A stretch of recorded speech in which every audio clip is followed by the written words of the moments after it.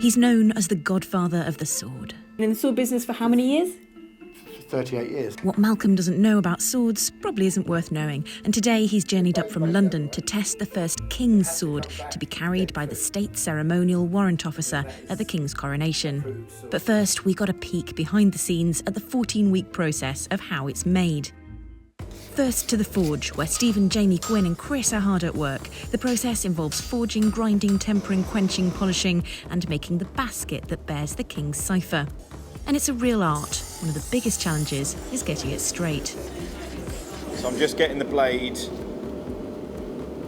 same temperature throughout, so I'm trying to get the same colour throughout but not let it get too hot. And then once it's at the right temperature, it goes straight into the oil tank. How do you know when it's right? Experience. Oh, it's going to go in now.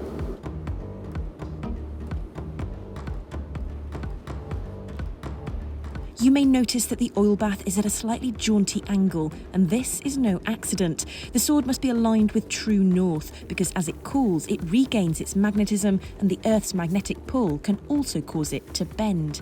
And apparently you know if your sword's too hot, because this happens. On the second attempt, the blade has got way too hot through here, and it was an inconsistent temperature. So you can see, as I've then quenched it, the swords really took up a curve. That's such a fine line between keeping it straight like that, and it can be 5 seconds too long in the fire. Next to the etching workshop, where we find master engraver Ollie, who's using his job making swords to fund his law degree. Maybe I can intertwine swords and law at some point, possibly. We'll see. It's always good to have law to fall back on. Definitely, definitely. For the first King's sword, this one has just come from the forge. They've applied the blue UV paint onto the blade, and the next step will be to apply the stencil.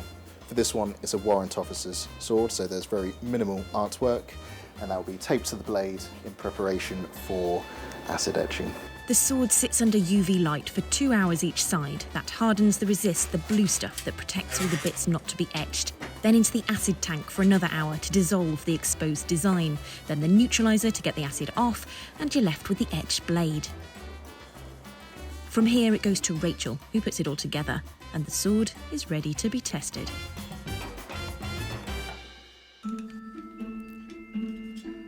Final test on this sword is to check, first of all, cosmetically that it's okay, then to test the blade, to check that it's up to specification. The spec calls for the blade to be the hilt to be reduced by about 10 centimetres, and the blade to be bowed both ways, and then it has to come back dead true. Then we check, other than cosmetically, just make sure there's no marks on it. We checked that that button, which is to hold the sword in the scabbard, is a perfect fit on the fall down.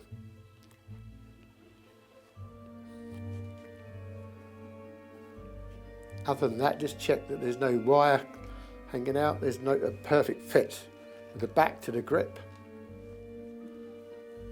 Other than that, there's no marks on the scabbard, so that can go. Fit for the customer. What's the point of swords today? It's purely tradition, and this country is the best in the world at tradition. Prince Charles once told me he had 67 swords. You need a sword wardrobe. Yes. How many swords do you own, Malcolm? None. My wife won't allow them in the house. So the first King's sword has passed, and there are many more now to be made. Hannah King, Forces News in Norfolk. If you enjoyed this video, don't forget to like and subscribe to our channel.